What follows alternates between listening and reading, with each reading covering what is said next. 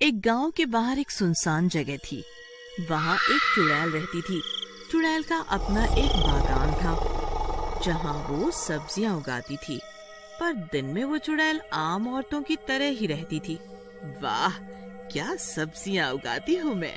मेरी जैसी सब्जी कोई नहीं उगा सकता। अब ये पूरा गांव मेरे हक में होगा। फिर वो चुड़ैल आम औरत की तरह एक टोकरी में सब्जी भर के गांव में बेचने निकल पड़ती है।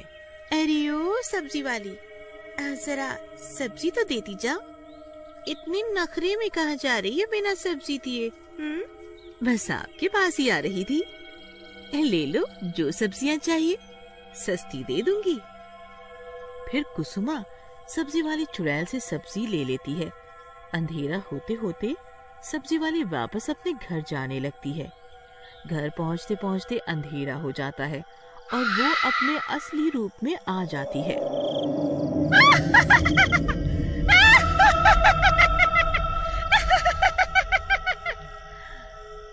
आखिर मैंने सब्जियां बेच ही दी।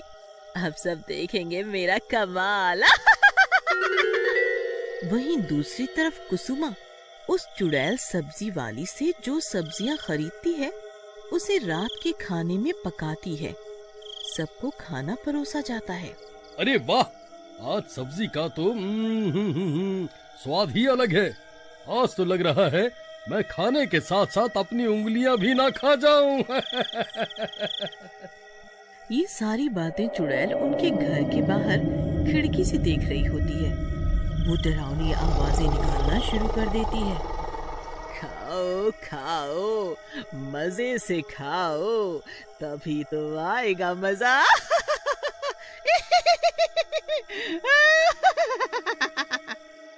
खाना खाने के बाद जैसे ही राकेश के कान में उस चुड़ैल की आवाज पड़ती है, राकेश अजीबोगरीब हरकतें करने लगता है।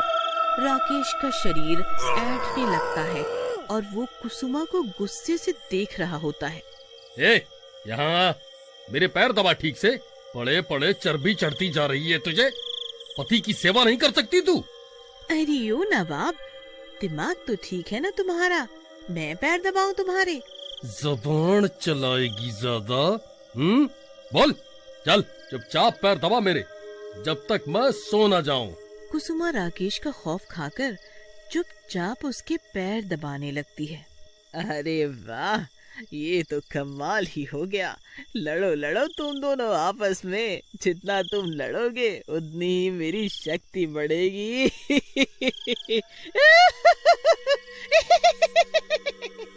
फिर चुड़ैल उड़ती हुई वापस अपने घर चली जाती है। फिर अगले दिन चुड़ैल वापस सब्जी वाली के रूप में गांव में सब्जी बेचने आती है। आज तो और भी ज्यादा सब्जियां बेच के जाऊंगी। जल्द ही ये गांव पूरा का पूरा मेरा होगा।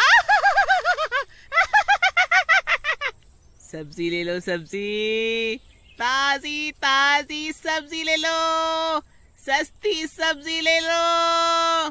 अरे ओ सब्जी वाली, जरा दिखा तो क्या क्या सब्जी लाई है। अरे बहन जी, बहुत सस्ती और ताजी सब्जी है। एक बारी खा के तो देखो, याद करोगी मुझे। फिर रमा उससे सब्जियां ले लेती है।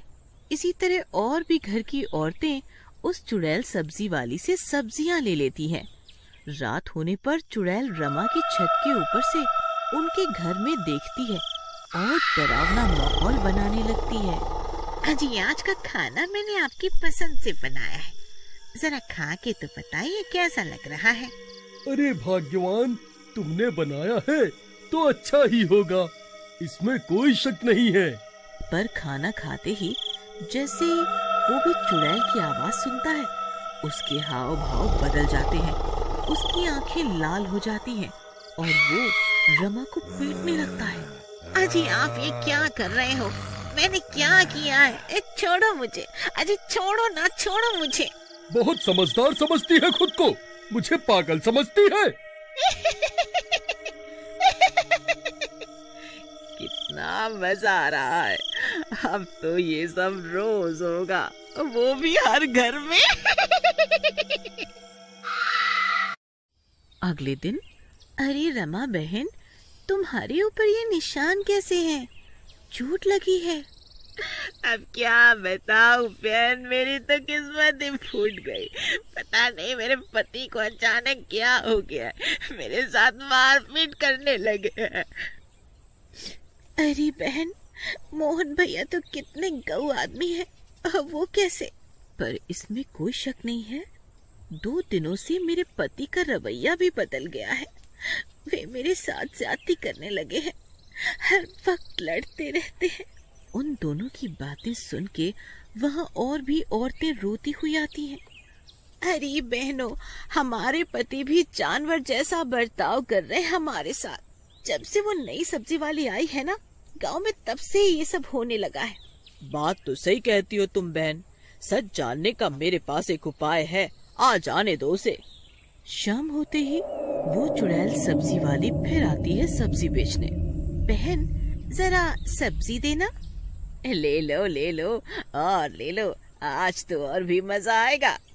जब चुड़ैल सब्जी वाली वापस जाने लगती है तो रमा और कुसुमा चुपचाप उसका पीछा करने लगती है। अपने घर पहुंचते ही सब्जी वाली चुड़ैल बन जाती है।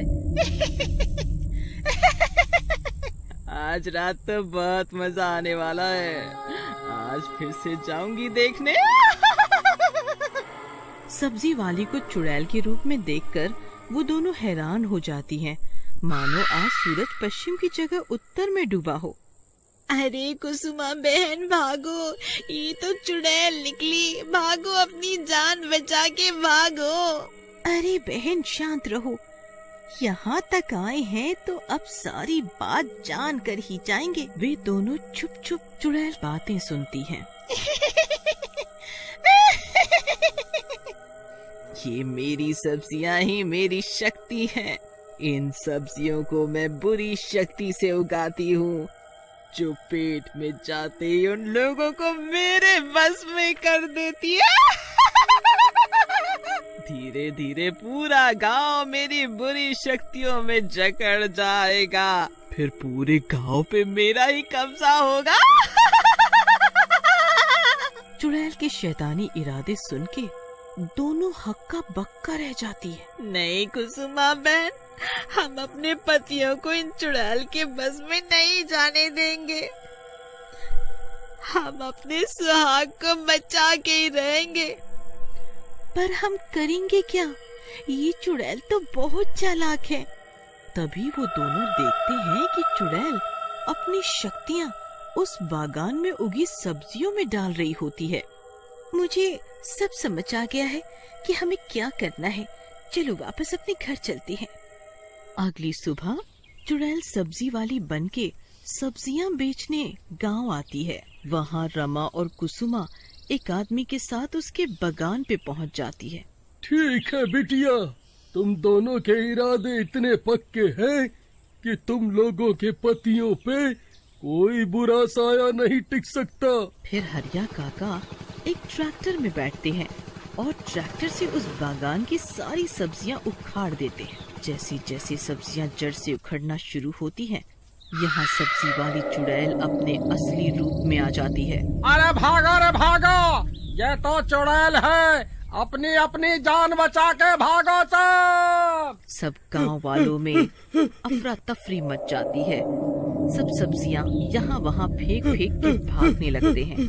पर ये क्या, चुड़ैल तो खुद ही बेचैन होने लगती है। अरे नहीं, ये नहीं हो सकता, मैं कमजोर नहीं बन सकती, नहीं। चुड़ैल भागते भागते अपने सब्जियों के बागान की तरफ आती है। भाग जाओ यहाँ से, कहती हूँ भाग जाओ मेरे बागान से, मेरी सब्जियां ही मेरी ताकत है, हटो वहाँ से, हटो, वरना मैं एक एक को खा जाऊंगी। अब तू हमारा कुछ नहीं बिगाड़ सकती। तुझे क्या पता एक पत्नी की ताकत क्या होती है। एक पत्नी अपने पति को यमराज से भी वापस ला सकती है। और देखते ही देखते पूरा बागान तहस नहस हो जाता है और सब्जियों के साथ साथ चुड़ैल भी नष्ट हो जाती है।